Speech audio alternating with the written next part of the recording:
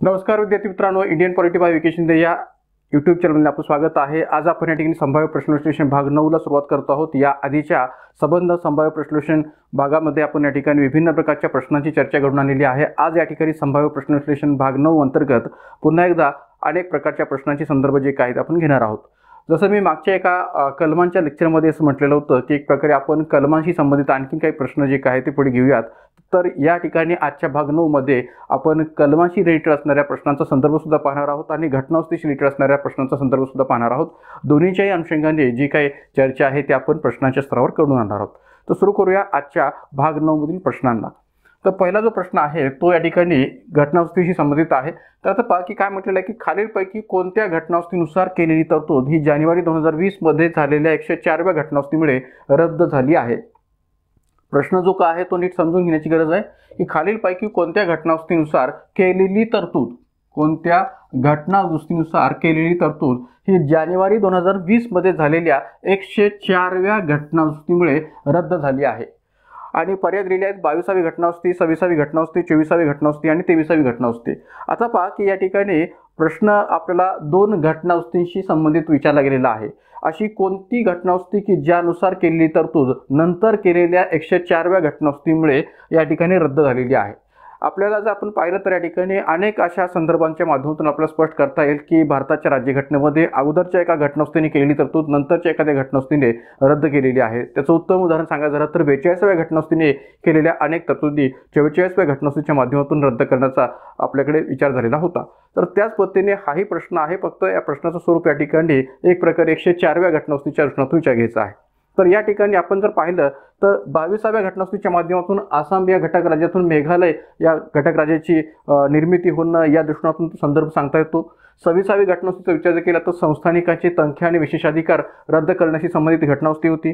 24वी घटनावस्थेचा संदर्भ जर पाहिला तर या ठिकाणी तो कलम 368च्या दृष्टिकोनातून असणारा संदर्भ आहे की कलम 368 मध्ये संसदेचा घटनावस्थी करण्याविषयीचा अधिकार आणि त्याविषयीची कार्यपद्धती। तर यातला अधिकार हा जो काही शब्द आहे तो या ठिकाणी एक प्रकारे या 24व्या घटनावस्थेने समाविष्ट केला गेलेला आहे आणि त्यामुळे कलम 368 शी संबंधित 24वी घटनावस्थी स्पष्ट करता येते। मात्र या ठिकाणी या प्रश्नाचं उत्तर कोणत्या घटनावस्थेशी जोडता येऊ शकेल तर ते जोडता येईल पर्याय क्रमांक 4 23व्या घटनावस्थेशी। का? कारण की 23वी ही जी काही घटनावस्थी आहे 1969 ची, या 1969च्या 23व्या घटनावस्थेच्या आधी भारतामध्ये कलम 333 नुसार जे काही या ठिकाणी अँग्लो इंडियनशी संबंधित विधानसभेतलं असणारं अँग्लो इंडियन जमातीचं आरक्षण जे काय आहे ते वेगळ्या स्वरूपात होतं आणि एक प्रकारे या 23व्या घटनावस्थेनंतर ते वेगळ्या स्वरूपात पाहायला मिळालेलं आहे। मग आता कलम 333च्या बाबतीत असणारं विधानसभेतील अँग्लो इंडियन समाजाचं जे आरक्षण आहे ते 1969च्या आधी कसं होतं तर राज्यपाल यांच्या माध्यमातून विधानसभेमध्ये अँग्लो इंडियन समाजाच्या व्यक्तीची किंवा एक प्रकारे उमेदवारासंबंधीची जी काही नियुक्ती आहे किंवा नामनिर्देशन जे आहे ते होत असताना या ठिकाणी कोणत्याही प्रकारची मर्यादा नव्हती। पण ती मर्यादा 23व्या घटनावस्थेच्या माध्यमातून घातली गेली। कोणत्या अर्थाने तर एक प्रकारे एका अँग्लो इंडियन समाजाच्या व्यक्तीची नियुक्ती हे राज्यपालांच्या माध्यमातून या ठिकाणी केली जाईल अशा प्रकारची तरतूद या 23व्या घटनावस्थेच्या माध्यमातून केली गेलेली होती।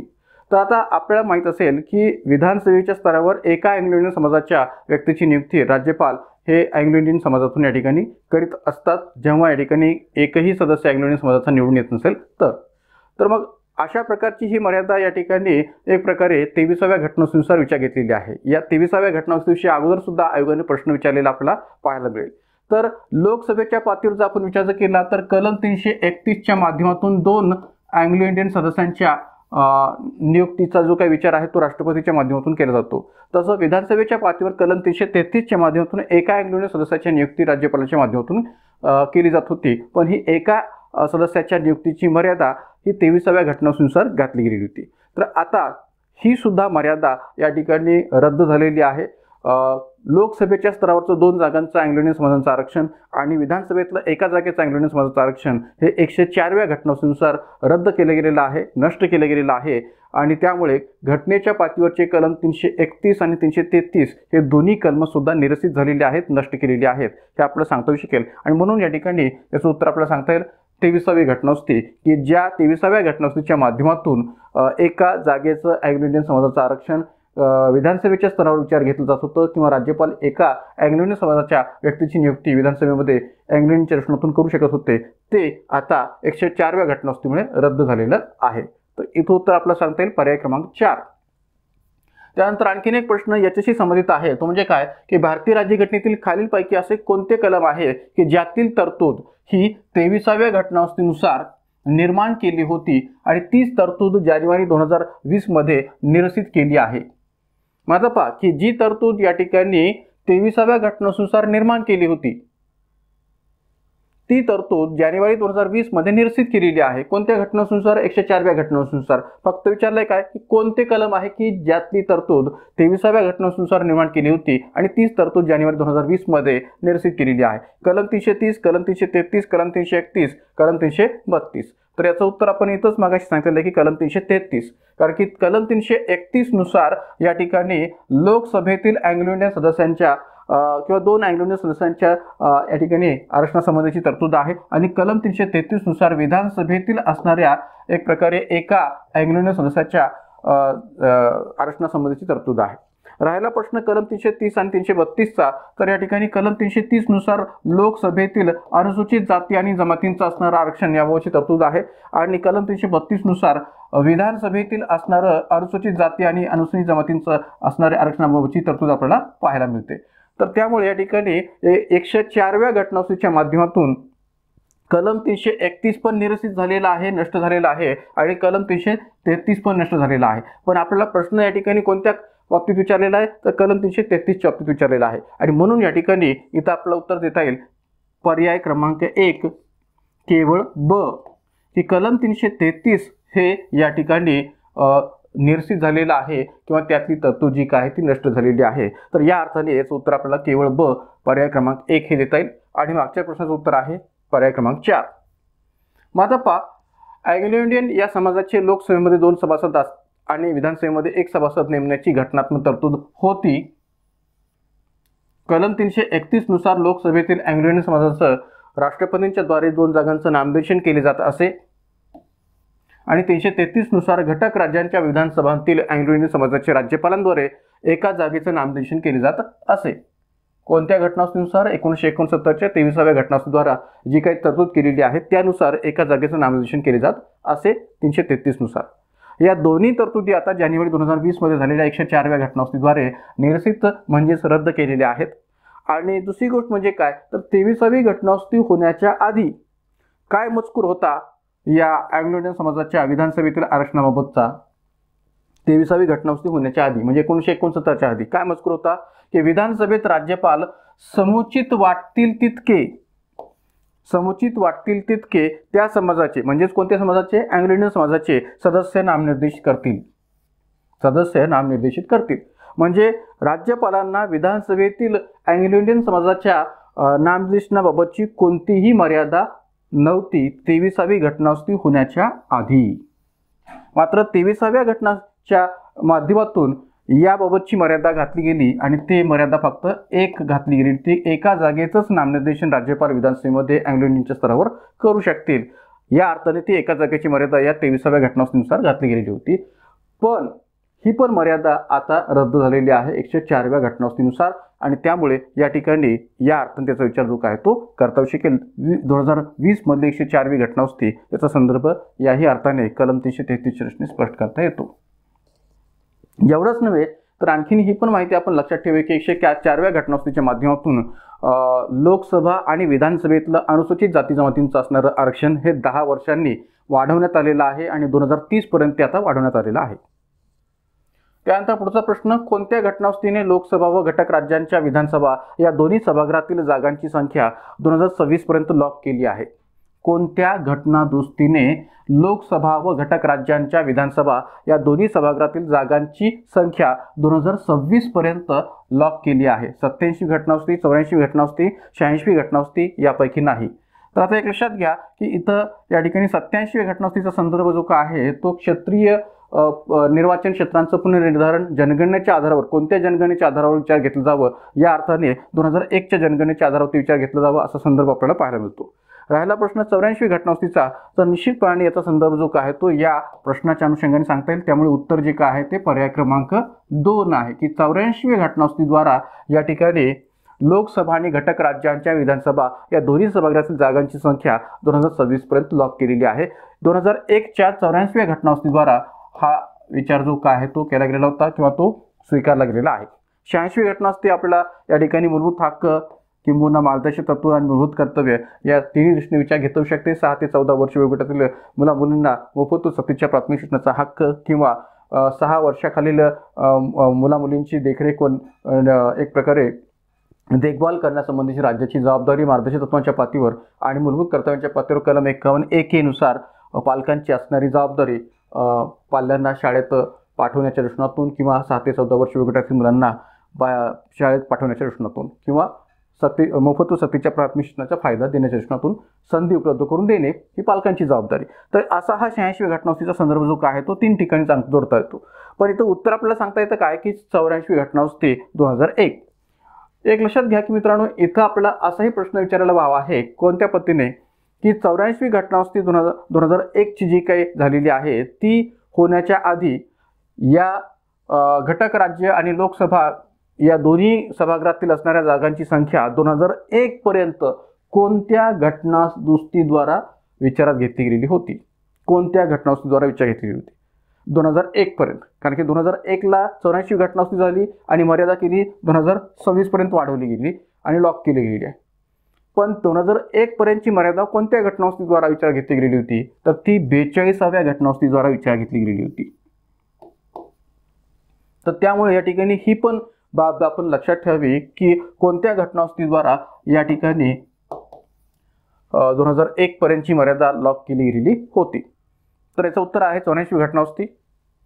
माझा पहा 84वी घटनावस्ती 2001, 84वी घटनावस्ती अधिनियम 2001 की द्वारा पुढील 25 वर्षापर्यंत म्हणजेच 2026 पर्यंत, कारण की ही घटनावस्ती झालेली आहे कधी 2001 मध्ये, तर त्यानंतर 25 वर्ष म्हणजे 2026 पर्यंत लोकसभा व घटक राज्यांच्या विधानसभा या दोन्ही सभागृहातील जागांमध्ये कोणत्याही प्रकारचा फेरबदल होणार नाही. कोणताही फेरबदल होणार नाही हे निश्चित केले गेले.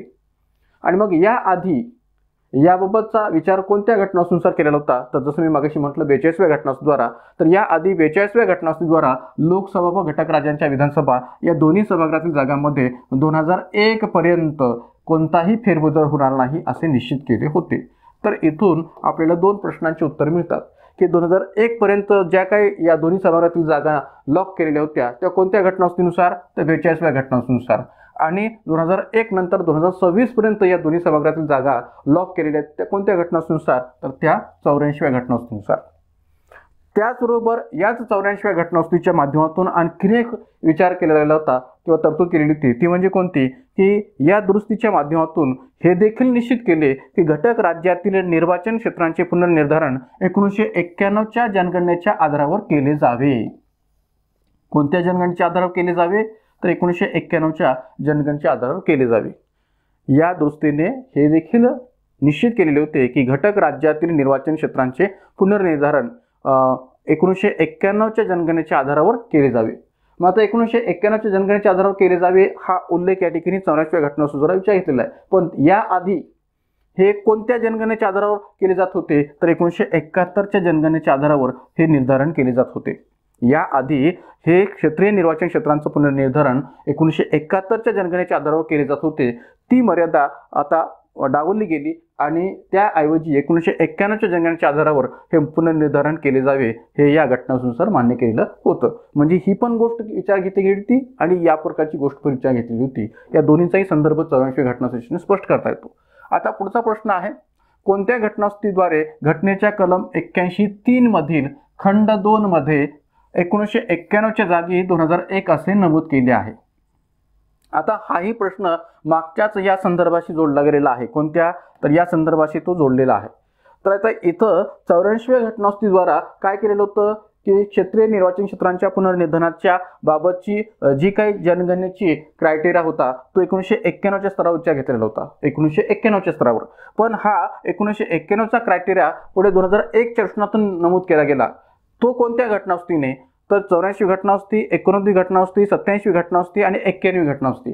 तर आता इथं 84वी घटना असती, याचं उत्तर तर आपण मागच पाहिलेलं आहे. राहिला प्रश्न या ठिकाणी 89वी घटना असती. तर 89व्या घटनावस्तूच्या माध्यमातून या ठिकाणी राष्ट्रीय अनुसूचित जाती आयोग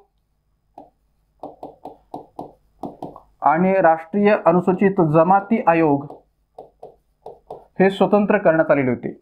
89व्या घटनावस्तूद्वारा या ठिकाणी जे काही अगोदर राष्ट्रीय अनुसूचित जाती आणि राष्ट्रीय अनुसूचित जमाती आयोग एकत्रित होते ते स्वतंत्र करण्यात आले आणि राष्ट्रीय अनुसूचित जाती आयोग हा कलम 338 नुसार आणि राष्ट्रीय अनुसूचित जमाती आयोग हा कलम 338 ए नुसार स्वतंत्र पद्धतीने विचार घेतला गेला. ते वेगवेगळे विचार घेतले गेले, स्वतंत्र पद्धतीने विचार घेतले गेलेले आहेत 89व्या घटनावस्तूनुसार. राहिला प्रश्न 91वी घटनावस्तूचा. तर याचा संबंध जो काय आहे तो लोकसभा आणि विधानसभेच्या पातळीवर आपला जोडता येतो किंवा केंद्र सरकार आणि घटक राज्य सरकारच्या पातळीवर जोडता येतो की मंत्र्यांच्या संख्येवर लगाम लावण्याच्या दृष्टीने केला गेलेला नियम किंवा लगाम की केंद्र सरकारच्या मंत्रिमंडळातील मंत्र्यांची संख्या हे लोकसभेच्या एकूण सभासद संख्येच्या एक प्रकारे 15% अधिक असू नये आणि घटक राज्य स्तरावर सुद्धा घटक राज्याच्या मंत्रिमंडळातील मंत्र्यांची संख्या ही विधानसभेच्या एकूण सभासद संख्येच्या 15% अधिक असू नये. तर ही जी काही तरतूद आहे की जे 91व्या घटनावस्तूनुसार विचार घेतली होती. राहिला प्रश्न आहे 84वी घटनावस्तूचा. तर ते मगाशी मी स्पष्ट केलेलं आहे. मग उत्तर काय सांगता येईल? पर्याय क्रमांक 3 की ज्याद्वारे या ठिकाणी एक प्रकारे या घटनेच्या कलम 81(3) मधील खंड 2 मध्ये 1991च्या जागी 2001 असे नमूद केलेले आहे की जे कशाशी संबंधित आहे तर लोकसभा किंवा घटक राज्यांच्या विधानसभांच्या क्षेत्रीय निर्वाचन क्षेत्रांचं पुनर्निर्धारण करत असताना जो काही जनगणनेचा क्रायटेरिया आहे तो 1991च्या जनगणनेच्या ऐवजी 2001च्या जनगणनेच्या रचनातून विचार घेतला जावा हे 87वी घटनावस्तूद्वारा मान्य केलेलं आपल्याला पाहायला मिळतील. म्हणून उत्तर आहे पर्याय क्रमांक 3. मग आता पहा, घटक राज्यातील लोकसभा व घटक राज्यांच्या विधानसभा या दोन्ही सभागृहातील क्षेत्रीय निर्वाचन क्षेत्रांचे पुनर्निर्धारण 1991च्या जनगणनेच्या आधारावर न करता, कारण की याचा विचार 1991च्या जनगणनेच्या आधारावर त्याचा विचार केला जावा हे 84व्या घटनावस्तूद्वारा आपण मान्य केलेलं होतं. जसं मी मागाशी इथं मेन्शन केलेलं आहे या पद्धतीने की 1971च्या ऐवजी 1991च्या जनगणनेच्या आधारावर याचं पुनर्निर्धारण केलं जावं हे 84व्या घटनावस्तूद्वारा आपण मान्य केलं होतं. पण पुढे 87व्या घटनावस्तूद्वारा पुन्हा आणखीन त्यात बदल केला गेला की 1991च्या जनगणनेच्या आधारावर न करता 2001च्या जनगणनेच्या आधारावर निश्चित करण्यात आलेले आहे. कोणतं? तर हे घटक राज्यातील असणारं लोकसभा आणि विधानसभा या दोन्ही सभागृहातील क्षेत्रीय निर्वाचन क्षेत्रांचं पुनर्निर्धारण हे 1991च्या जनगणनेच्या आधारावर न करता ते 2001च्या जनगणनेच्या आधारावर निश्चित करण्यात आलेलं आहे. आणि दुसरी गोष्ट म्हणजे काय तर या 87वी घटनावस्तूच्या या क्रायटेरियाच्या स्तरावर बदल झाले असल्यामुळे जनगणनेच्या स्तरावर या ठिकाणी जो काही वर्ष आहे ते बदललेले असल्यामुळे या ठिकाणी या घटनेतल्या कलम 81(3) मध्ये सुद्धा आणि त्याचबरोबर या ठिकाणी कलम 170(3) मध्ये सुद्धा बदल झालेला आपल्याला पाहायला मिळतो. तर 87वी घटनावस्तूद्वारे घटनेच्या कलम 103 मधील खंड 2 मध्ये 1991च्या जागी 2001 असे नमूद करण्यात आले. हे कोणत्या दृष्टीने तर लोकसभेच्या दृष्टीने आणि हे कोणत्या दृष्टीने तर विधानसभेच्या दृष्टीने. तर इथं पुन्हा आणखी मी स्पष्ट केलेलं आहे की 87वी घटनावस्तूद्वारे घटनेच्या कलम 170(3) मधील खंड 2 मध्ये 1991च्या जागी 2001 असे नमूद केले आहे. म्हणजे दोघांचाही संदर्भ इथं लागू होतो, विधानसभेचा सुद्धा आणि लोकसभेचा सुद्धा, कारण की दोघांच्याही पातळीवरचा जनगणनेचा जो काही आधार आहे तो 1991च्या ऐवजी 2001 असा विचारात घेतलेला आहे. पुढचा प्रश्न, खालीलपैकी असे कोणते संसदीय तंत्र आहे की जे विधिवत निर्धारित केलेले नाही? प्रश्नकाळ, शून्यकाळ, अर्ध्या तासाची चर्चा, अल्पकालीन चर्चा. तर आता प्रश्न हा पूर्णपणे स्ट्रेट फॉरवर्ड आणि फॅक्च्युअल बेसिसवर विचारला गेलेला आहे की कोणतं असं संसदीय आयुध किंवा तंत्र आहे की जे विधिवत निर्धारित केलेले नाही. म्हणजे थोडक्यात ज्या तंत्राला ज्या संसदीय आयुधाला संसदीय नियमावलीचा आधार नाहीये, संसदीय नियमाच्या अंतर्गत विचारात घेतलं जात नाही, तर असं कोणतं तंत्र आहे? तर ऑब्व्हियसली शून्यकाळ हे उत्तर आपण देऊ शकतो. कारण की शून्यकाळ ही भारताच्या संसदीय प्रणालीमध्ये एक प्रथा म्हणून स्थिरावलेली आहे, न की एक संसदीय नियम म्हणून. आणि त्यामुळे या ठिकाणी शून्य काळाचा संदर्भ जो काय आहे तो एक अशा प्रकारचं संसदीय तंत्र म्हणून विचार घेतला जातं की ज्याला कसल्याही प्रकारे संसदीय नियमांचा आधार नाही आहे किंवा कामकाजविषयक नियमामध्ये त्याचा विचार जो काय आहे तो उल्लेखित नाही आहे. जेव्हा जेव्हा आपल्याकडे संसदेचं अधिवेशन चालू असतं तेव्हा प्रश्नोत्तराचा तास संपल्यानंतर दुपारी 12 वाजता या ठिकाणी शून्य काळाचा हा जो काही तास आहे तो सुरू होतो. शून्य काल प्रहर ज्याला म्हटलं जातं. तर 12 ते 1 या कालखंडामध्ये शून्य काळाचा त्रास जो आहे तो चालतो, की ज्यामध्ये कामकाजाविषयीचे जे काही नियम आहे ते तात्पुरते बाजूला ठेवून सर्व प्रकारचे प्रश्न जे काय ते विचारले जात असतात संसदीय सदस्यांच्या माध्यमातून. एवढंच नव्हे तर या ठिकाणी कोणत्याही प्रकारची पूर्वसूचना किंवा पूर्वपरवानगी न विचारात घेता या ठिकाणी या प्रकारचे प्रश्न या शून्य तासामध्ये घेतले जातात किंवा विचारले जात असतात. आणि त्यामुळे याला या ठिकाणी विधिवत निर्धारित केलेले नाही असं म्हणायला जागा उरते. आणि म्हणून याचं उत्तर सांगता येईल पर्याय क्रमांक 2 शून्य काळ. मग आता पहा, शून्य तास, शून्य प्रहर किंवा शून्य काळ असं वेगवेगळ्या अर्थाने याला संबोधलं जातं. शून्य तास असंही म्हटलं जातं किंवा एक प्रकारे शून्य प्रहर असंही म्हटलं जातं किंवा शून्य काळ असंही म्हटलं जातं. इंग्लिशमध्ये त्याला 0 आवर असं संबोधलं जातं. 0 आवर इन पार्लमेंट. आता 0 आवर इन पार्लमेंट याचा संदर्भ या ठिकाणी देत असताना या इमेजमध्ये मी तो कसा दिलेला आहे पहा, की अनेक प्रकारचे जे काही सदस्य आहेत की जे आपलं आसनस्थान सोडून या ठिकाणी जे काही अध्यक्षांचं दालन आहे त्याच्यासमोर येऊन या ठिकाणी गोंधळ घालत आहेत. आणि विशेष म्हणजे आपल्याकडे शून्य प्रहर किंवा शून्य काळ हा गोंधळ घालण्यासाठीच अधिकाधिक फेमस आहे किंवा प्रसिद्ध आहे. का तर इथं संसदीय नियमांचा विचार होत नाही किंवा संसदीय नियम बाजूला ठेवून हे संबंध जे काही संसदेतले सदस्य आहेत त्याचा गैरफायदा उचलतात. आणि एक प्रकारे अनेक प्रकारचे संसदेचे सदस्य या शून्य काळामध्ये या संसदीय दालनाच्या अंतर्गत अध्यक्षांच्या दालनासमोर येऊन गोंधळ घालतात किंवा काही एक प्रकारे वेगवेगळे हास्यास्पद प्रकार जे काही किंवा विनोदी प्रकार जे काही ते करत असलेले आपल्याला पाहायला मिळतं. तर त्यामुळे या ठिकाणी बऱ्याच वेळा या शून्य काळाविषयी अनेक प्रकारचे प्रश्नचिन्ह जे काय ते उपस्थित केले जातात. तर आता इथंही मी तोच उल्लेख केलेला आहे की दोन्ही सभागृहातील प्रश्नोत्तरांचा तास संपण्याच्या वेळेला शून्य तास असे म्हणतात. दोन्ही सभागृहातील प्रश्नोत्तरांचा तास संपण्याच्या वेळेला या ठिकाणी शून्य तास असे म्हणतात. कारण की प्रश्नोत्तराचा तास 11 ते 12 या वेळामध्ये चालतो आणि 12 वाजता शून्य प्रहर किंवा शून्य तासाला सुरुवात होते आणि म्हणून या ठिकाणी प्रश्नोत्तराचा तास संपण्याच्या वेळेला शून्य तास असे म्हणतात. हा तास दुपारी 12 वाजता सुरू होतो आणि दुपारी 1 वाजेपर्यंत म्हणजे सभागृहाच्या जेवणाची सुट्टी होईपर्यंत सुरू असतो. दुपारी 12 वाजता सुरू होतो आणि दुपारी एक प्रकारे 1 वाजेपर्यंत तो चालू असतो सभागृहाच्या जेवणाची सुट्टी होईपर्यंत. संसदीय नियमावलीमध्ये शून्य तासाचा कुठेही उल्लेख नाही. भारताच्या संसदीय नियमावलीमध्ये कुठेही या शून्य तासाचा उल्लेख केला गेलेला नाहीये आणि म्हणूनच या ठिकाणी शून्य तास ही नियमबाह्य गोष्ट अशी समजली जाते.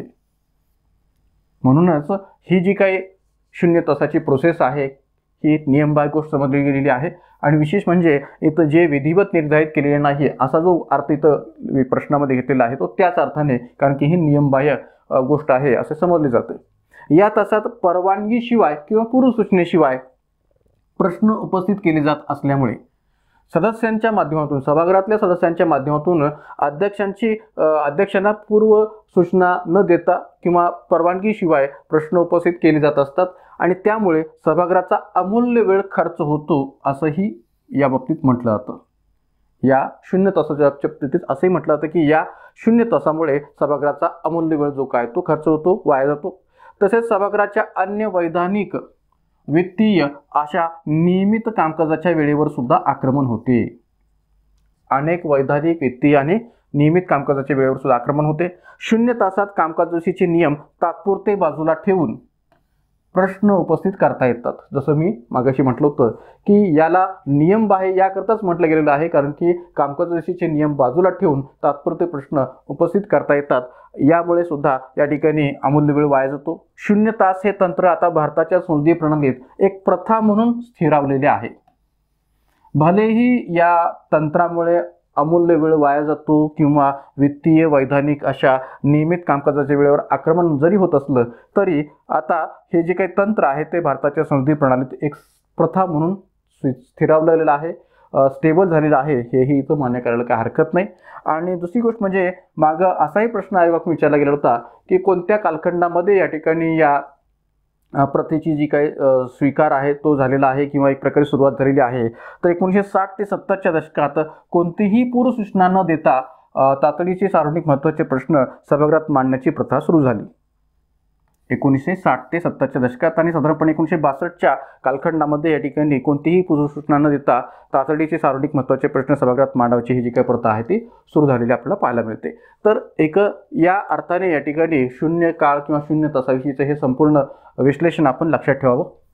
त्यानंतर पुढे जाण्याच्या आधी आपण एक छोटासा ब्रेक घेऊया आणि या माध्यमातून एक प्रकारे आपण इंडियन पॉलिटी बाय व्हेकेशन या ॲपच्याद्वारे कोणत्या वेगळ्या बॅचेस स्टार्ट झालेल्या आहेत, सुरू झालेल्या आहेत त्याविषयीची थोडक्यात माहिती घेऊया. आगामी संयुक्त गट ब गट क पूर्वपरीक्षा या दृष्टीतून राज्यव्यवस्थेची पूर्वपरीक्षेची जी काही बॅच आहे ती सुरू झालेली आहे. संयुक्त गट ब गट क पूर्वपरीक्षा बॅच की जी या ठिकाणी 50% डिस्काउंटसह फक्त 1000 रुपयांना आपल्याला अवेलेबल होऊ शकते किंवा एक प्रकारे उपलब्ध होऊ शकते. या बॅचमध्ये एकूण 40+ व्हिडिओज आहेत. 3 तासांच्या कालावधीसह वॉच टाईम 3 पट आहे आणि व्हॅलिडिटी आहे 6 महिने. त्याचप्रमाणे जी काही राज्यसेवा पूर्वपरीक्षा आहे त्या राज्यसेवा पूर्वपरीक्षेच्या दृष्टीनेसुद्धा फक्त 1500 रुपयांच्या फीसमध्ये या ठिकाणी आपली राज्यसेवा पूर्वपरीक्षा बॅचसुद्धा सुरू झालेली आहे. एकूण 50+ व्हिडिओची ही बॅच आहे. जवळपास 58 व्हिडिओज या ठिकाणी त्यात ॲड केलेले आहेत. बॅच संयुक्त गट ब क ची असो किंवा राज्यसेवा पूर्वपरीक्षेची असो दोन्ही बॅचेसचे संबंध व्हिडिओज अपलोड झालेले आहेत आणि पूर्ण क्षमतेने या बॅच सुरू झालेल्या आहेत आणि सर्व विस्तृत नोट्ससह तुम्हाला ही बॅच आपल्याला पाहता येऊ शकेल किंवा एक प्रकारे त्याच्या नोट्सचाही फायदा घेता येऊ शकेल. वॉच टाईम याही बॅचचा 3 तासांच्या कालावधीसह 3 पट आहे आणि व्हॅलिडिटी 6 महिने आहे. याचबरोबर या ठिकाणी आपली पंचायत राज आणि नागरी सुशासन स्पेशल बॅच ही पण या ठिकाणी स्वतंत्र पद्धतीने सुरू झालेली आहे. ज्यांना कुणाला आणि नागरी सुशासन हा विषय थोडासा अवघड वाटत असेल त्यांच्यासाठी ही निश्चितच उपयोगाची बॅच आहे. याही बॅचमध्ये या ठिकाणी 20+ व्हिडिओज आणि त्या टॉपिकविषयीच्या सर्व प्रकारच्या विस्तृत नोट्स, मग या ठिकाणी पेसा कायदा असो किंवा एक प्रकारे 73-84 घटनावस्ती असो किंवा पंचायत राज संस्थेशी संबंधित तिन्ही पंचायत राज संस्था असोत, नागरी स्थानिक स्वराज्य संस्थांशी तिन्ही नागरी स्वराज्य संस्था असोत किंवा या ठिकाणी इतर ज्या काही पंचायत राज संबंधित समित्या असोत यांचा विस्तृत पद्धतीने व्हिडिओच्या सह आणि विस्तृत नोट्ससह या ठिकाणी आढावा या बॅचमध्ये आपल्याला घेता येऊ शकेल. फक्त 300 रुपयामध्ये व्हिडिओज आणि नोट्ससह असणारी ही बॅच आहे. 20+ व्हिडिओज, वॉच टाईम 3 तासांच्या कालावधीसह 3 पट आणि व्हॅलिडिटी आहे 6 महिने. आणि त्याचबरोबर या ठिकाणी जी कोणी विद्यार्थी नव्याने आपल्या या स्पर्धा परीक्षेविषयीची तयारी सुरू करू इच्छित आहेत किंवा सरळ सेवेच्या एक्झामची तयारी करू इच्छित आहेत त्यांना सुद्धा एक आपण बॅच या ठिकाणी सुरू केलेली आहे. ते म्हणजे बेसिक फाउंडेशन बॅच. फक्त 700 रुपयामध्ये ही बॅच आपल्याला अवेलेबल आहे आणि एक प्रकारे या ठिकाणी एकूण 30+ व्हिडिओज या बॅचमध्ये आपल्याला अवेलेबल होतील. वॉच टाईम 3 तासांच्या कालावधीसह 3 पट आणि एक प्रकारे व्हॅलिडिटी आहे 6 महिने. या कोणत्याही प्रकारच्या बॅचेस संबंधीची एन्क्वायरी करायची असेल तर 88 30 73 26 96 किंवा 94 22 470 714 या कोणत्याही मोबाईल क्रमांकावर मला संपर्क करून आपण या बॅचेसविषयीची माहिती विचारू शकता. त्यानंतर पुढचा प्रश्न आहे, कोणतीही अनुदानार्थ मागणी डॅशची शिफारस असल्याखेरीज करता येणार नाही. वित्तमंत्री, पंतप्रधान, राष्ट्रपती, कॅग. आता पहा की इथं विचारलेलं आहे की कोणतीही अनुदानार्थ मागणी डॅशची शिफारस असल्याखेरीज करता येणार नाही. वित्तमंत्री, पंतप्रधान, राष्ट्रपती, कॅग. स्ट्रेट फॉरवर्ड आणि पूर्णपणे फॅक्च्युअल प्रश्न आहे. तर आता पहा की ज्याला कोणाला या ठिकाणी कलम 113(3) मधली तरतूद माहिती असेल त्याला या ठिकाणी या प्रश्नाचं उत्तर निश्चितपणे देता येऊ शकेल. कारण की कोणतीही अनुदानात मागणी आपल्याकडे राष्ट्रपती यांची शिफारस असल्याखेरीज या ठिकाणी करता येत नाही किंवा करता येणार नाही. कलम 113(3)च्या तरतुदीनुसार उत्तर आपल्याला स्पष्ट करता येईल राष्ट्रपती. कारण की आपल्याकडं कोणतेही धनविधेयक राष्ट्रपतीच्या शिफारशीशिवाय मांडता येत नाही. अंदाजपत्रक याही बाबतीत राष्ट्रपतीची शिफारस महत्त्वपूर्ण ठरते आणि त्यामुळे या ठिकाणी एक प्रकारे कोणतीही अनुदानात मागणी ही राष्ट्रपतीची शिफारस असल्याखेरीज करता येणार नाही. हे कलम 113(3)च्या प्रश्नातून आपल्याला उत्तर स्पष्ट करता येईल. मग आता पहा या ठिकाणी कलम 113(3) नुसार राष्ट्रपतीची शिफारस असल्याशिवाय कोणतीही अनुदानाची मागणी या ठिकाणी करता येऊ शकत नाही. ही तरतूद घटनेमध्ये कलम 113 अंतर्गत आपल्याला पाहायला मिळेल. त्यानंतर पुढचा प्रश्न आहे, भारतीय घटनेच्या कलम 149 नुसार भारताच्या नियंत्रक व महालेखा परीक्षकाची नियुक्ती व सेवा शर्तीची तरतूद आहे. कारण घटनात्मक संरक्षण मिळाल्याशिवाय नियंत्रक व महालेखा परीक्षक हा स्वतंत्रपणे काम करू शकत नाही. विधान व कारण दोन्ही बरोबर आहेत, कारण विधानाचे योग्य स्पष्टीकरण आहे. विधान व कारण दोन्ही बरोबर आहेत, कारण विधानाचे योग्य स्पष्टीकरण नाही आहे. विधान चूक पण कारण बरोबर, कारण चूक पण विधान बरोबर. आता पहा विधान जे दिले गेलेलं आहे ते काय आहे की भारतीय घटनेच्या कलम 149 नुसार भारताच्या कॅगची नियुक्ती व सेवा शर्तीची तरतूद आहे. तर आता हे विधान बरोबर आहे का? तर हे विधान चुकीचं आहे. का? कारण की भारताच्या कॅगची तरतूद कलम 148 ते 151 मध्ये केलेली आहे हे मान्य करता येईल. कलम 148 ते 151 अंतर्गत कॅग पदाविषयीची तरतूद आपल्याकडे केलेली आहे हे मान्य करता येईल. पण या ठिकाणी काय म्हटलेलं आहे की भारतीय घटनेच्या कलम 149 नुसार भारताच्या कॅगची नियुक्ती व सेवा शर्तीची तरतूद आहे. तर एक लक्षात घ्या की कलम 149 नुसार नव्हे तर कलम 148 नुसार या ठिकाणी भारताच्या कॅगच्या नियुक्ती व सेवा शर्तीची तरतूद केलेली आहे कलम 148 नुसार. आणि म्हणून या ठिकाणी कलम 149 नुसार असं म्हणणं हे चुकीचं आहे, म्हणून विधान चुकीचं आहे. आणि राहिला प्रश्न कारण या प्रश्नातून असणारा की घटनात्मक संरक्षण मिळाल्याशिवाय नियंत्रक व महालेखा परीक्षक स्वतंत्रपणे काम करू शकत नाही. तर एक लक्षात घ्या की आपल्याकडे कॅग हे जे काही पद आहे ते निपक्षपाती दृष्टीतून काम करणारं पद आहे, किंबहुना स्वतंत्र पद्धतीने काम करणारं पद आहे आणि म्हणून त्याला घटनात्मक संरक्षण आवश्यक आहे. आणि तसं घटनात्मक संरक्षण त्याला विभिन्न प्रकारच्या तरतुदींच्या माध्यमातून घटनेमध्ये दिले गेलेलं आहे. म्हणजे एक प्रकारे त्याची नियुक्ती भारताच्या राष्ट्रपतींकडून होते, याद्वारे असणार त्याचं घटनात्मक संरक्षण. त्याला दिलं जाणारं वेतन हे या ठिकाणी भारताच्या संचित निधीतून दिलं जातं, याही दृष्टीतून असणारं घटनात्मक संरक्षण. त्याचं वेतन संसदेद्वारा निश्चित केलं जातं, या दृष्टीतून असणारं त्याचं घटनात्मक संरक्षण. अशा अनेक तरतुदी आहेत की ज्या तरतुदींच्या माध्यमातून त्याचं घटनात्मक संरक्षण हे घटनेमध्ये विचारात घेतलं गेलेलं आहे. विशेष म्हणजे लोकपाल पदासारखं त्याचं वैधानिक दृष्ट्या दर्जा नाही आहे, तर घटनात्मक दर्जा आहे, घटनात्मक स्थान आहे, कारण की त्याची चर्चा भारतीय राज्यघटनेच्या कलम 148 ते 151 अंतर्गत केलेली आहे. बाह्य दबावापासून तो मुक्त आहे, कोणत्याही प्रकारचा बाह्य नियंत्रणापासून मुक्त असणारं हे पद आहे आणि त्यामुळे या ठिकाणी त्याला सर्व प्रकारचं घटनात्मक संरक्षण हे बहाल केलेलं आहे. म्हणून कारण हे बरोबर आहे की घटनात्मक संरक्षण मिळाल्याशिवाय हा जो काही कॅग आहे तो स्वतंत्र पद्धतीने काम करू शकत नाही, हे म्हणणं बरोबर आहे. तर त्यामुळे या ठिकाणी विधान चूक आहे पण कारण बरोबर आहे हे उत्तर आपल्याला देता येईल. म्हणून पर्याय क्रमांक 3 हे उत्तर आपल्याला स्पष्ट करता येईल की विधान चूक पण कारण बरोबर. माता भारतीय घटनेच्या कलम 148(1) नुसार भारताच्या नियंत्रक व महालेखा परीक्षकाची जी काही नियुक्ती आहे ती राष्ट्रपतीकडून होते आणि कलम 148(3) नुसार या कॅग बाबतच्या वेतन आणि अन्य सेवा शर्ती या संसद कायद्याद्वारे करू शकते असा उल्लेख आपल्याला पाहायला मिळतो की कॅग बाबतच्या ज्या काही वेतन किंवा अन्य ज्या काही सेवा शर्ती आहेत त्याबाबत निर्णय घेण्याचा अधिकार, त्याविषयी कायदा करण्याचा अधिकार संसदेला आहे. संसद कायद्याद्वारे याबाबतची निश्चिती करू शकते. त्यानंतर कॅगचे स्वातंत्र्य टिकवण्यासाठी घटनात्मक व त्याला घटनात्मक संरक्षण देण्यासाठी काही तरतुदी भारतीय राज्यघटनेत केलेल्या आहेत. त्या कोणत्या आहेत तर कॅग हे पद सर्व प्रकारच्या बाह्य नियंत्रणापासून मुक्त पद आहे की ज्यातून त्याचं घटनात्मक संरक्षण बहाल केलेलं आपल्याला पाहायला मिळतं किंवा त्याचे स्वातंत्र्य टिकवलेलं आपल्याला पाहायला मिळतं. कॅगचे कार्यक्षेत्र व भूमिका घटनेने निश्चित केलेली आहे. कॅगचं जे काही कार्यक्षेत्र आहे आणि भूमिका जी आहे ती घटनेने निश्चित केलेली आहे, त्याच्या बाहेर जाऊन कॅग आपली भूमिका पार पाडतो असं म्हणता येऊ शकत नाही. आता एक लक्षात घ्या की कॅग हा फक्त चित्र स्पष्ट करणारा पद आहे.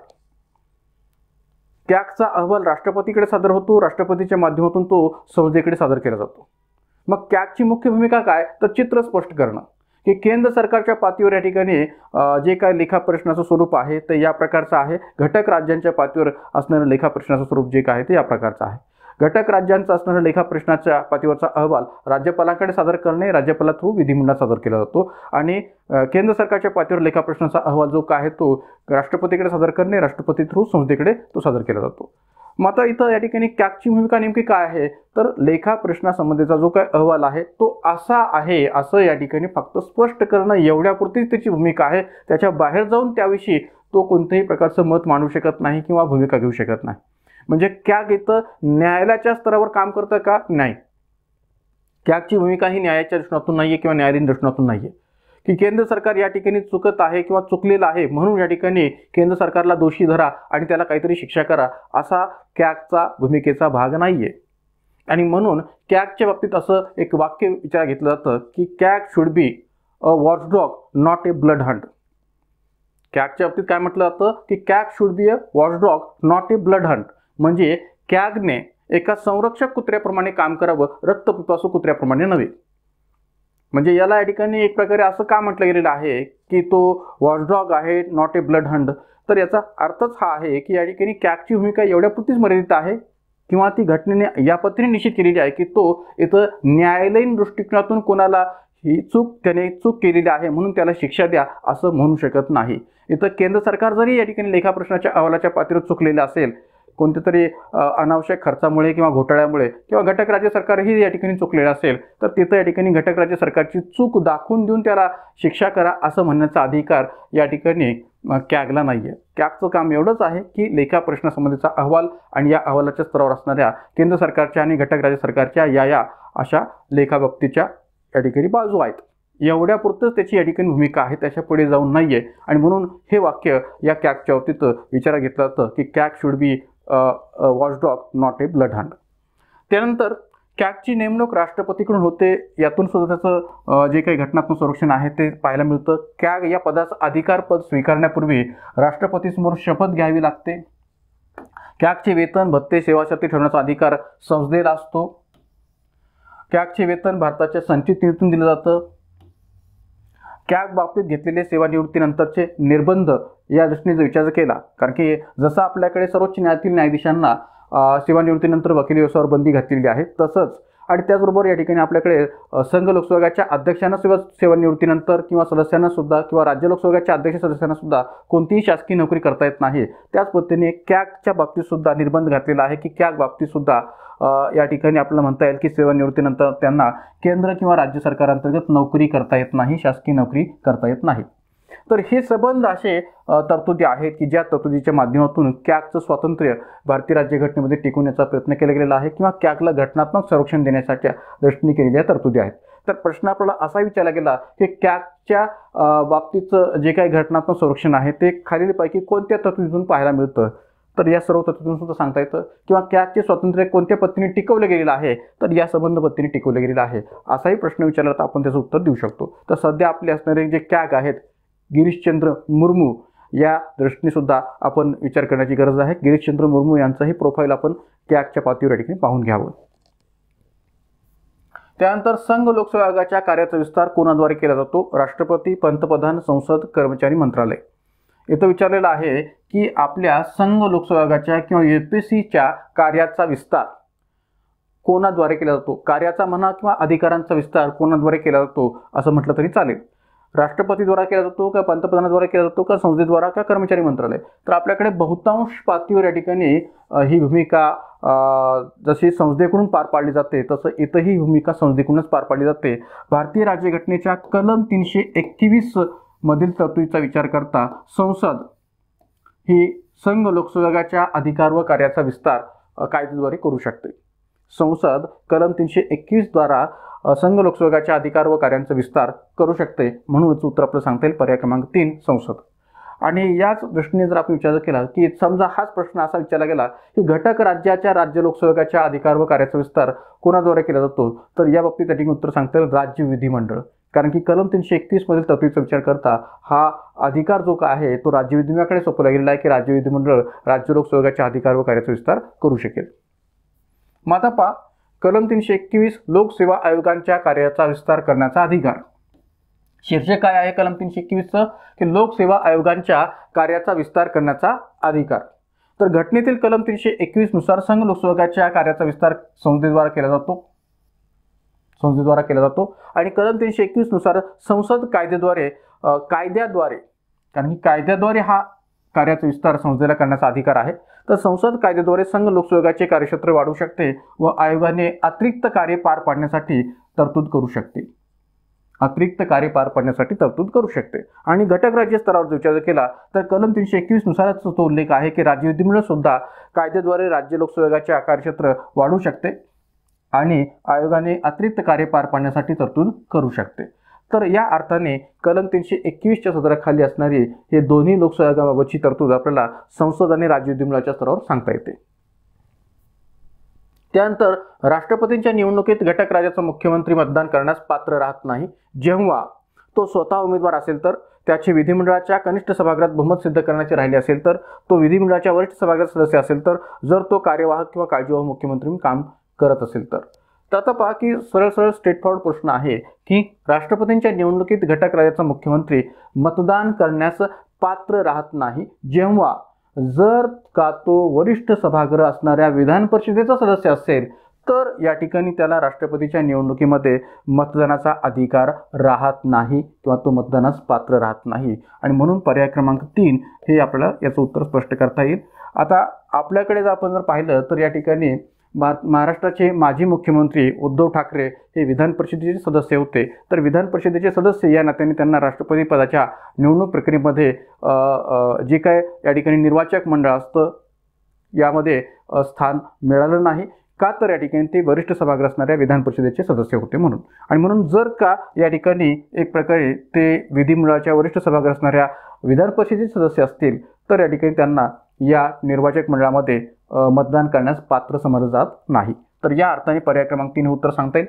मुख्यमंत्री हा जर विधिमंडळाचे वरिष्ठ सभागृह म्हणजे विधान परिषदेचे सदस्य असेल तर याला राष्ट्रपतीच्या निर्वाचक प्रक्रियेत मतदान करता येत नाही. का तर या निवडणुकीच्या अंतर्गत जे काय निर्वाचक मंडळ असतं त्या निर्वाचक मंडळामध्ये कुणाचा समावेश होतो तर राज्यसभा आणि लोकसभा यांच्या निर्वाचित सदस्यांचा आणि घटक राज्यातील विधानसभा सभागृहातील केवळ निर्वाचित प्रतिनिधींचा समावेश याच्यामध्ये असतो म्हणून. तर या अर्थाने या ठिकाणी याचा संदर्भ जो काय तो आपल्याला स्पष्ट करता येईल.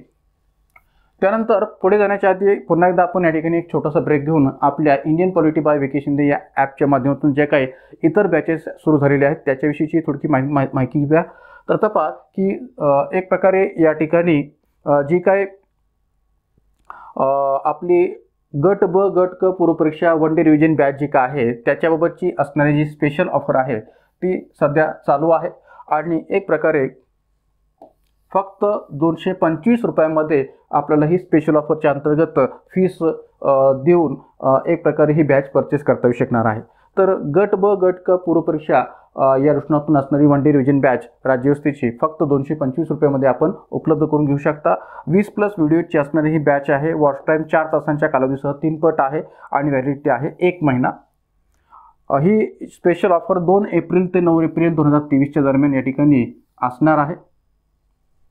त्यानंतर राज्यव्यवस्थेची राज्यसेवा पूर्वपरीक्षा वन डे रिव्हिजन बॅच की जी फक्त 250 रुपयामध्ये आपल्याला प्राप्त होऊ शकते. याही बॅचमध्ये जवळपास या ठिकाणी 20+ व्हिडिओज आहेत आणि एक प्रकारे या ठिकाणी 10+ तासांचा कालावधी आहे आणि वॉच टाईम 4 तासांच्या कालावधीसह 3 पट आहे आणि व्हॅलिडिटी आहे 3 महिने.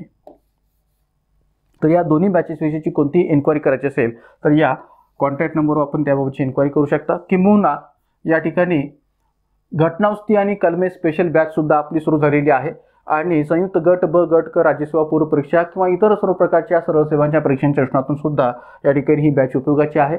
फक्त 100 रुपयामध्ये असणारी ही जी बॅच आहे ती आपल्याला सर्व प्रकारच्या घटनावस्त्या आणि एक प्रकारे कलमांच्या दृष्टीतून माहिती देणारी ही बॅच आहे. विशेषतः या ठिकाणी ज्या काही महत्त्वपूर्ण घटनावस्त्या आणि अनेक प्रकारची महत्त्वपूर्ण कलमे आहेत यांची या ठिकाणी या बॅचमध्ये तुम्हाला विस्तृत माहिती पाहायला मिळेल. किंबहुना याच्या नोट्सही आपल्याला त्याच्यामध्ये प्राप्त होतील.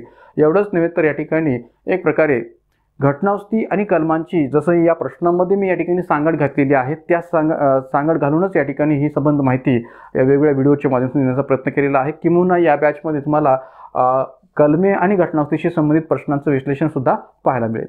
तर एक प्रकारे या ठिकाणी एकूण 10+ व्हिडिओची असणारी ही बॅच आहे. वॉच टाईम 4 तासांच्या कालावधीसह 3 पट आहे आणि व्हॅलिडिटी आहे 3 महिने. आणि त्याचबरोबर डिपार्टमेंटल PSI पूर्वपरीक्षेची बॅचसुद्धा आपली सुरू झालेली आहे. तर या बॅचची फीस आहे फक्त 700 रुपये. 700 रुपयामध्ये तुम्हाला ही बॅच जी काय आहे ती सर्व व्हिडिओज आणि नोट्ससह या ठिकाणी प्राप्त होऊ शकते. आयोगाच्या अभ्यासक्रमानुसार या बॅचची पूर्णतः मांडणी केलेली आहे. ग्राम प्रशासन किंवा एक प्रकारे राज्य प्रशासन जिल्हा प्रशासन या सर्व व्हिडिओसह असणारी ही बॅच आहे. एकूण 25+ व्हिडिओज आणि नोट्ससह असणारी ही बॅच. वॉच टाईम 3 तासांच्या कालावधीसह 3 पट आणि व्हॅलिडिटी आहे 6 महिने. आणि याशिवाय आगामी कालखंडामध्ये आपल्या राज्यसेवा मुख्य परीक्षा किंवा संयुक्त गट ब गट क मुख्य परीक्षा आणि डिपार्टमेंटल PSI मुख्य परीक्षा याही रचनातून असणाऱ्या बॅचेस जे काय ते स्टार्ट होणार. त्याही बाबतची कोणतीही चौकशी करायची असेल तर या कोणत्याही मोबाईल नंबरवर याबाबतची आपण चौकशी करू शकता आणि या बॅचेस विषयीची माहिती प्राप्त करू शकता. त्यानंतर पुढचा प्रश्न पाहूया. अखिल भारतीय सेवेतील IAS IPS IFS या सर्व सेवा समाप्त करण्याची शिफारस कोणी केली होती? अखिल भारतीय सेवेतील Indian administrative service, Indian police service आणि इंडियन फॉरेस्ट सर्व्हिस या सर्व सेवा समाप्त करण्याची शिफारस कोणी केली होती? आर्य सरकारी आयोग, काकासाहेब कालेलकर आयोग, खेर आयोग आणि डॉक्टर VP राजमन्नार आयोग. तर आता एक लक्षात घ्या की या ठिकाणी आपण जर पाहिलं तर हा जो काही प्रश्न आहे तो या 3 सेवांशी संबंधित जरी असला तरी याचा मुख्य संबंध जो काय आहे पर्यायांच्या पातळीवर जर विचार केला तर केंद्र राज्य संबंधांच्या दृष्टिकोनातून असणारा हा प्रश्न आपल्याला स्पष्ट करता येऊ शकेल। तर केंद्र राज्य संबंधांच्या पातळीवर आपल्याकडे जे काही आयोग स्थापन झालेले होते केंद्र राज्य संबंधांचं परीक्षण करण्याच्या दृष्टीने, तर त्यातला या ठिकाणी महत्त्वपूर्ण असा आयोग सांगता येईल तो म्हणजे एक RS सरकारी आयोग 1983चा आणि आणखीन एक महत्त्वाचा आयोग म्हणजे राजमन्नार कमिशन 1969चा। तर या ठिकाणी या 2 पर्यायातूनच आपल्याचं उत्तर जे काही शोधणं आहे ते अपेक्षित आहे। तर RS सरकारी आयोगाने सुद्धा आपल्या अहवालामध्ये या ठिकाणी या अखिल भारतीय सेवांच्या दृष्टिकोनातून शिफारस जे काही ते केलेल्या होत्या आणि राजमन्नार कमिशनने सुद्धा या ठिकाणी या बाबतीत शिफारशी केल्या आपल्याला पाहायला मिळतात। तर या ठिकाणी इथं प्रश्न काय विचारलेला आहे की कोणत्या आयोगाच्या किंवा कोणत्या समितीच्या माध्यमातून या तिन्ही सेवा समाप्त करण्याची शिफारस केली होती, समाप्त करण्याची। माझा पहा की RS सरकारी आयोगाने आपल्या एक प्रकारे अहवालामध्ये तर या सेवा समाप्त करण्याची शिफारस केलेली नव्हती, कारण की RS सरकारी आयोगाने अखिल भारतीय सेवा नव्याने आणखीन नवीन अखिल भारतीय सेवांची निर्मिती संबंधीची शिफारस केलेली होती। विशेष म्हणजे अखिल भारतीय सेवांसंबंधी एक सल्लागार परिषद स्थापन करण्यात यावी असंही RS सरकारी आयोगाने आपल्या अहवालामध्ये स्पष्ट केलेलं होतं आणि शिक्षण असो, आरोग्य असेल किंवा कृषी असेल, सहकार असेल अशा विभिन्न विषयांच्या दृष्टीकोनातून सुद्धा नवीन अखिल भारतीय सेवांची निर्मिती झाली पाहिजे असे आपल्या अहवालामध्ये स्पष्ट केलेलं होतं। तर अशा या एक प्रकारे RS सरकारी आयोगाच्या माध्यमातून या सेवा समाप्त करण्याची शिफारस केलेली नव्हती असं म्हणाले तर जागा उरते। मग आता कोणता असा आयोग आहे दुसरा, तर एक प्रकारे डॉक्टर VP राजमन्नार आयोग की ज्या आयोगाने या ठिकाणी या तिन्ही सेवा अखिल भारतीय सेवेतल्या या तिन्ही सेवा समाप्त करण्याची शिफारस जी काय ती केलेली होती की जो आयोग या ठिकाणी तामिळनाडू सरकारच्या माध्यमातून विचारात घेतला गेलेला होता, डॉक्टर VP राजमन्नार आयोग। म्हणून याचं उत्तर आपल्याला सांगता येईल पर्याय क्रमांक 4। आता राहिला प्रश्न काकासाहेब कालेलकर आयोगाचा, तर तो या ठिकाणी एक प्रकारे ओबीसींच्या करिता स्थापन झालेला आयोग होता, ओबीसी प्रवर्गाच्या निर्मितीच्या दृष्टीने किंवा ओबीसी प्रवर्गाच्या पातळीवर असणारा अभ्यास करण्याच्या दृष्टीने। तर त्यामुळे उत्तर आपल्याला सांगता येईल पर्याय क्रमांक 4 डॉक्टर VP राजमन्नार आयोग। मादापा या ठिकाणी 1969 मध्ये तामिळनाडू सरकारने केंद्र राज्य संबंधांची समीक्षा करण्यासाठी किंवा परीक्षण करण्यासाठी एक प्रकारे स्थापन केलेल्या डॉक्टर VP राजमन्नार समितीने किंवा आयोगाने सर्व अखिल भारतीय सेवा म्हणजेच IAS, IPS व IFS समाप्त करण्याची शिफारस केलेली होती। याशिवाय या आयोगाने आणखीन एक शिफारस किंवा इतरही काही शिफारशी केलेल्या होत्या की एक आंतरराज्यीय परिषदेची स्थापना करावी। आता RS सरकारी आयोगाने सुद्धा असं म्हटलेलं होतं की एका आंतरराज्यीय परिषदेची, स्थायी आंतरराज्यीय परिषदेची, कायम आंतरराज्यीय परिषदेची स्थापना करावी आणि त्याला आंतर सरकारी परिषद असं नाव सुद्धा देण्यात यावं। कलम 263 नुसार त्याचा विचार करण्यात यावा असं RS सरकारी आयोगाने सुद्धा आपल्या अहवालामध्ये स्पष्ट केलेलं होतं। तर यांनी असं म्हटलेलं आहे की एका आंतरराज्यीय परिषदेची स्थापना करावी। कलम 356, 357, 365 या राष्ट्रपती शासनाशी संबंधित तरतुदी पूर्णतः समाप्त कराव्यात। आता आपण जर या ठिकाणी RS सरकारी आयोगाची जर तुलना जर केली तर आपल्याला असं स्पष्ट करता येईल की भलेही या ठिकाणी राजमन्नार कमिशनने असं म्हटलं असलं की घटक राज्याच्या रिलेटेड असणाऱ्या या ठिकाणी कलम 356, 357 किंवा 365 ज्या काही राष्ट्रपती शासनाशी संबंधित किंवा राष्ट्रपती राजवटीशी संबंधित तरतुदी पूर्णतः समाप्त करण्यात याव्यात असं जरी म्हटलं असलं तरी RS सरकारी आयोगाने असं म्हटलेलं नव्हतं। RS सरकारी आयोगाने एक प्रकारे काय म्हटलं होतं की कलम 356चा वापर जो काय आहे तो विचारपूर्वक केला जावा आणि सर्व पर्याय संपल्यानंतरच या ठिकाणी कलम 356चा वापर या ठिकाणी राष्ट्रपतीच्या राजवटीच्या दृष्टीने केला जावा। मात्र या आयोगाने या संबंध तरतुदी समाप्त करण्यात याव्यात असं स्पष्ट केलेलं आहे। याशिवाय संघ सूची, समवर्ती सूची या दोन्ही सूचीतील काही विषयांना राज्यसूचीमध्ये हस्तांतरित केले जावे। संघ सूची व समवर्ती सूची या दोन्ही सूचीतील काही विषयांना राज्यसूचीमध्ये हस्तांतरित केले जावे की जेणेकरून राज्यसूचीचं महत्त्व हे वाढेल, हा त्या पाठ्यपुस्तकाचा हेतू होता असं उघडपणे म्हणायला काही हरकत नाही। त्यानंतर घटक राज्यांना शेषाधिकार किंवा उर्वरित अधिकार प्रदान करण्यात यावेत। आपल्या घटनेमध्ये शेषाधिकार किंवा उर्वरित अधिकार हे केंद्र सरकारकडे सुपूर्द केलेले आहेत, पण हेही या ठिकाणी अधिकार हे कोणाला प्रदान करण्यात यावेत तर घटक राज्यांना प्रदान करण्यात यावेत अशी शिफारस त्यांनी केलेली होती। तर या ज्या काही बहुतांश शिफारशी आहेत त्या कशा आहेत तर एक प्रकारे केंद्र सरकारचं महत्त्व कमी करणाऱ्या शिफारशी आहेत असं म्हणायला काही हरकत नाही। आपल्या संघ राज्याचं स्वरूप जर आपण पाहिलं तर ते अधिकारांच्या पातळीवर केंद्र सरकारकडे झुकलेलं आहे, पण केंद्र सरकारचं महत्त्व कमी करण्याच्या योजनेतून असणाऱ्या या शिफारशीचा विचार करता या ठिकाणी या शिफारशी केंद्र सरकारने पूर्णतः फेटाळलेल्या होत्या किंवा नाकारलेल्या होत्या असं म्हणायला काही हरकत नाही. तामिळनाडू सरकारला हा अहवाल एक प्रकारे 1971 मध्ये या समितीने सादर केला. मात्र केंद्र सरकारने या आयोगाच्या शिफारशींना पूर्णपणाने फेटाळले होते, का तर यातून केंद्र सरकारचं असणारं घटनेतलं महत्त्व हे कमी करण्याचा प्रयत्न या आयोगाने केलेला होता. तर मित्रांनो, ज्यावेळेस आपण सरकारी आयोगाच्या तरतुदी किंवा राजमन्नार कमिशनच्या शिफारशी किंवा पंच आयोगाच्या शिफारशी पाहतो, तेव्हा त्यातल्या अशा काही शिफारशी आहेत की ज्या या ठिकाणी तुलना करून अभ्यासणं हे अपेक्षित आहे, जर का तसा प्रश्न आयोगाकडून तुलना करून विचारला गेला तर.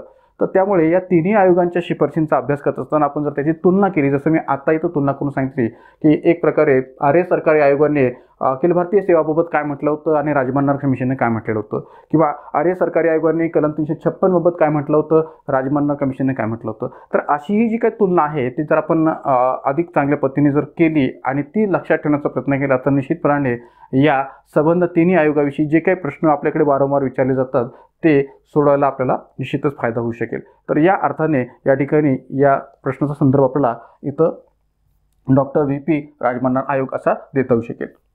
तर या प्रश्नांच्यासह आपण हा जो काही भाग 9 जो आहे तो इथं संपवत आहेत. जाता जाता सर्वांना पुन्हा एकदा विनंती की आपल्या Indian polity bye Vicky Shinde या यूट्यूब चॅनलला अधिकाधिक संख्येने सबस्क्राईब करा, लाईक करा, शेअर करा. आणि विशेष म्हणजे या ठिकाणी बहुतांश विद्यार्थी आपल्या या यूट्यूब चॅनलला हळूहळू एक प्रकारे सबस्क्राईब करतायत, जॉईन होत आहेत. ही मी निश्चितच आनंदाची बाब समजतोय, पण त्याचा जो वेग आहे तो या ठिकाणी खूप कमी पाहायला मिळतोय. तर मला सर्वांना पुन्हा एकदा अशी विनंती आहे की अधिकाधिक संख्येने आपले व्हिडिओज हे जर आपण शेअर केले तर या ठिकाणी निश्चितच आपली चॅनलची जी काही ग्रोथ आहे ती खूप अधिक पद्धतीने होऊ शकेल आणि कमी कालावधीमध्ये आपण अधिकाधिक सबस्क्रायबर जे काही ते प्राप्त करू शकू. तर निश्चितच या ठिकाणी एक प्रकारे आपण या सर्व प्रकारच्या प्रश्नांवर जे प्रेम दाखवताय किंवा माझ्या व्हिडिओजला जे काही ठिकाणी अधिकाधिक पसंती देत आहे त्याबद्दल पुन्हा एकदा आपले आभार मानतोय आणि इथं आपण या व्हिडिओमध्ये आज थांबतोय. धन्यवाद.